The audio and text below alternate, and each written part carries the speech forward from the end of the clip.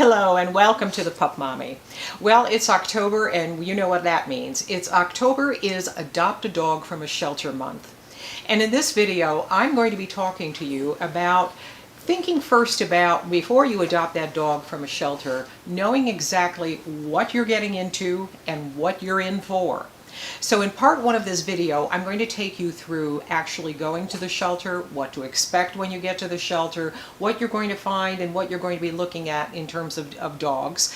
And in part two of the video, I'm going to be, which is another video, I'm going to be taking you through what to do when you bring your shelter dog home, what you can expect.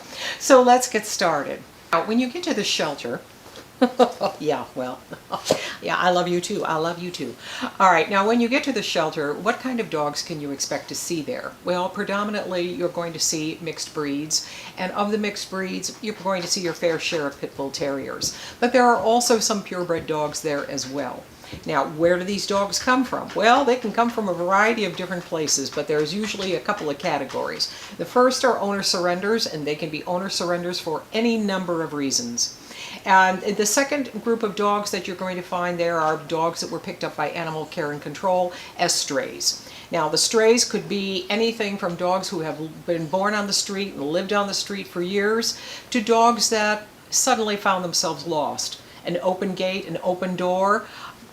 Next thing you know, their families are looking for them and they never quite reconnected.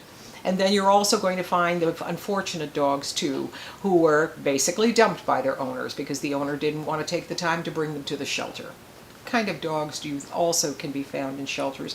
What about the dogs that enter those shelters for the first time? What you should be aware of.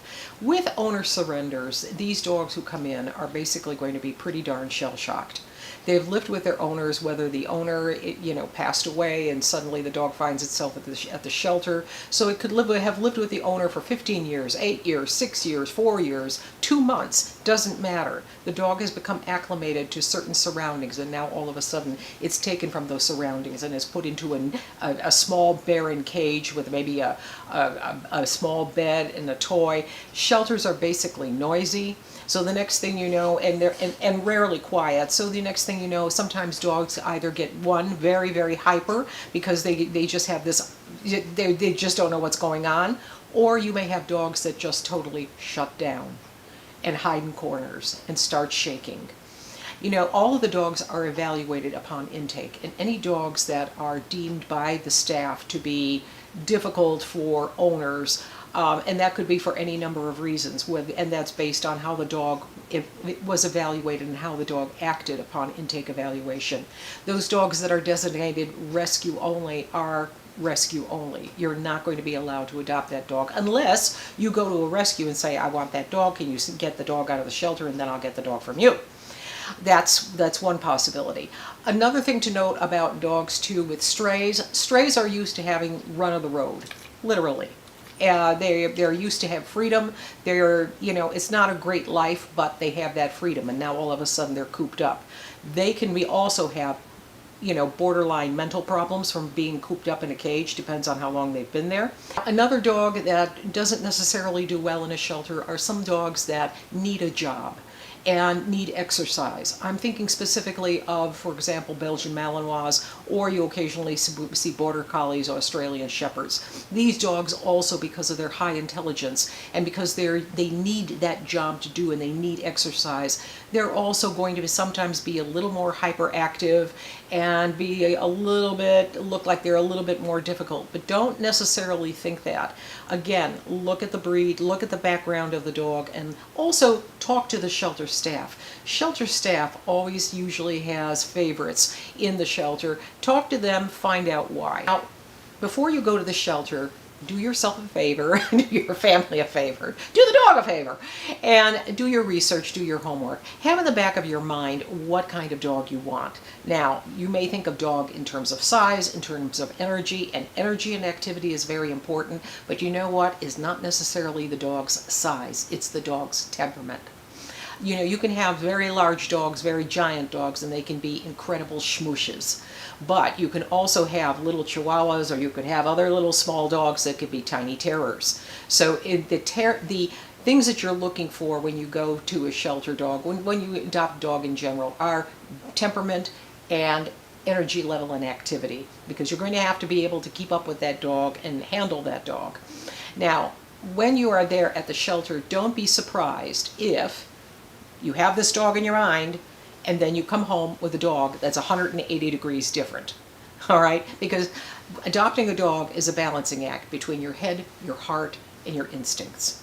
When you're at the shelter and you're going through down the line and you're looking at all of these different dogs, be sure to read what is on the cage, or on the, in terms of the intake form. That's the evaluation form that you're going to be looking at. See what the shelter's comments are, and as I mentioned earlier, if you happen to have staff there, talk to the staff about which are their favorites and find out why. And also, one thing to note as well, when you are in the shelter and you happen to be going down the row, don't always look at the dogs that come up to the cage automatically. Take a look also at the dogs that are there, that are maybe hiding behind in a corner, or they're kind of, as I said earlier, shut down. Some dogs, they're sentient beings. In fact, all dogs are sentient beings. They feel emotions, and they also have memories. So some dogs that are in a corner or not really paying attention to you, they may have been there for a while, and they may have given up hope entirely of ever being adopted. So don't necessarily pass over those dogs. And you know what? I'll tell you something. For the dogs that are shut down, that are hiding in a corner, those are the ones that are, they're usually the ones that are bypassed and overlooked, and you know what that means, because the ones that are overlooked and bypassed are the ones that eventually, when their time is up, it's up, and you know what that means. Another thing to think about also when you're going down the row of cages, if you see dogs that are barky and hyperactive, does that mean they're going to be barky and hyperactive at home? Well, some may, yes, that's true, some may, but then also keep in mind too that shelters are noisy places. Again, as I said earlier, they're rarely quiet. And dogs that seem to be barky can also be those that want attention, and they may have a different personality when they're out of the shelter. This is where a meet and greet is very important, so that you can see the dog a little bit more close up. But also keep in mind too that dogs who are surrendered to shelters, 96% of them have received no training whatsoever. Another thing, depending on the area of the country where you're located, there are some dogs that are going to be in shelters, and these dogs have never lived in a home.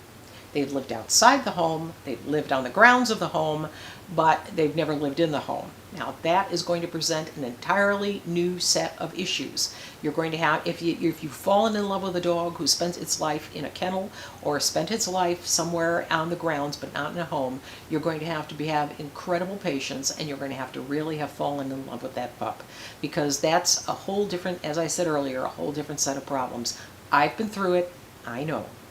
So in summary, say now that you have found the dog in the shelter that you really like, the kids like, the family likes. Before you take that final step, and you've basically done your meet and greet, before you take that final step, if you happen to have another dog at home, or you have a cat, all right, make an appointment, put a hold on the dog that you have in mind, or dogs that you have in mind, and then go home.